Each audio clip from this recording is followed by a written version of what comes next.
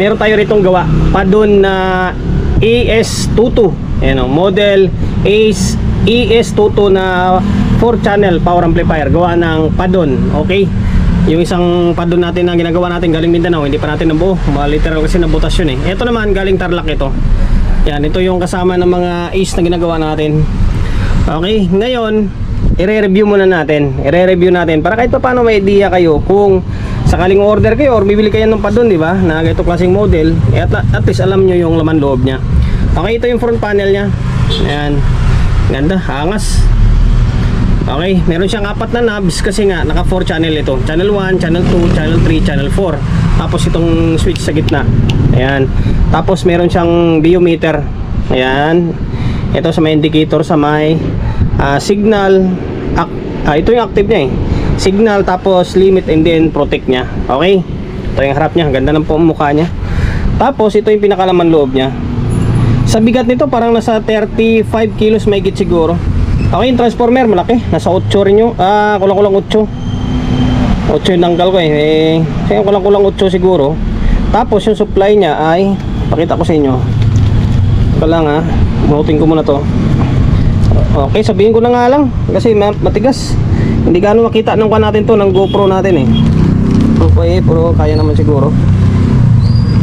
Okay, antay lang. O, ayan. Okay, ayan supply nyo 120, 60, 0, 60, 120. Oh grabe, makapan pala. Mataas din, 120 rin supply pala niya. 120, 60. Okay, mataas din, naka 120 siya. Bago pa siya, ng 2024 lang. Kaya malaki. Kung tatanungin niyo ako kung pure copper or alum, hindi ko masagot kasi ayaw ko na magkaskas ngayon. Ayan, 120 yung supply niya. Tapos times 4 yan. Hindi, 2 lang. Times 2 lang. Kasi dalawang channel eh. Ayan, transformer. Tapos ito yung mga kapasitor naman niya. Taas baba ba ito? Hindi.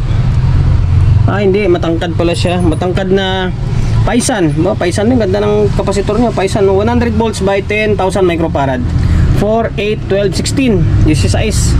Kung mag-DC size yan, ibig sabihin 8 yan. 8 sa may dito, tapos sa may kabilang side, tapos 8 sa may kabilang side. 8 yan, naka-series parallel. Okay, 8 dito sa isang side, 8 sa may isang side. Kasi kung DC size yan, dapat yung maiksi, taas baba. Okay, kasi matangkad siya, ibig sabihin 8 lang. Okay, 8. 100 volts by 10,000 microfarad. Tapos ito yung pinaka board niya. Angas ng board niya. Kasi ang board na ginamit ay mga naka-carbon type yung pyesa niya. Kung makikita nyo, na mga naka-carbon type na siya. Okay din, wala siyang SMD. Angas. Okay, pakita ko sa inyo. Okay, 2 channel. Kalahati nito is isang channel, tapos yung kalahati nito is isang channel. Same din dito. Kalahati isang channel, tapos yung kalahati is isang channel. Ngayon, sa may output 1, 2, 3, 4, 5, 6, 7, 8, 9, 10. Bali 10 pairs kada channel. 10 pairs kada channel. Kasi ito MOSFET and then diode na ito eh. Okay? 10 pairs dito sa isang channel, 10 pairs sa isang channel, 10 pairs sa isang channel, and then 10 pairs sa isang channel. Kasi nga naka 4 channel ito. Okay? Tapos ang output na ginamit is NGW03 and then 02. 0281. Okay, 03, 02, 0281. Okay, GW. Naka 10 pairs. Okay. Ayan, taging ko pa sa inyo. Ayan. Tapos sa may cooling system naman, nakakuan siya 4 na fan. Okay, maganda.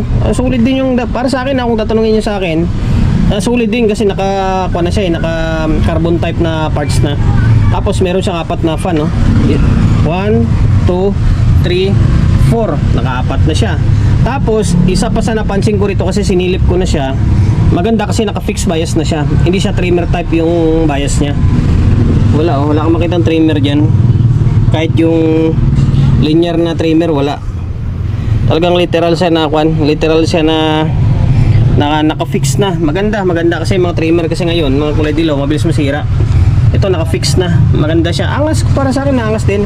Tapos ito yung siyempre kahit anong amplifier naman ngayon is kadalasan is SMD yung sa may back panel niya or sa may input panel niya sa may ano tawag ito, sa may input buffer. Okay, SMD naman talaga yan. Kasi pag pinalaki mo yan tapos naka 4 channel, sobrang bulky niyan. Ngayon, ikutin ko, ipakita ko sa inyo yung likod niya. Okay, mali ito yung likod niya. Common lang din naman sa ibang mga amplifier. Siyempre, yung back panel nito, dumami lang kasi nga naka 4 channel siya. And then ito guys para makita rin ni Bossing, naputol yung isang knob, isang binding post. Hindi ako nakaputol nito. Paglabas ko sa karton is nakatingala na. Siguro pagkarga nila ni Bossing or paglagay sa karton is bungi. Okay, binding post. Yung input niya is naka XLR na terminal siyempre. Male and then female input and then link. Channel 1, channel 2, channel 3, channel 4. Okay, link 1, link 2, link 3, link 4. Tapos yung output naman, naka-binding post siya and then naka-speak on. Out 1, out 2, out 3, out 4. Same din dito sa may speak on, sa may binding post niya. Okay, tapos ano ba, may built-in na crossover. Kwan lang siya, naka high pass, low pass lang. High pass, low pass, tapos sensitivity niya 0.77, 1 volt and then 1.4. Tapos operation mode na, bridge, parallel and then stereo. Ito sa may channel 1 and then channel 2, channel 3 and then channel 4. Okay? Yan lang. Sa haba, mahaba din pala siya. Nasa 21 siguro yung haba nito.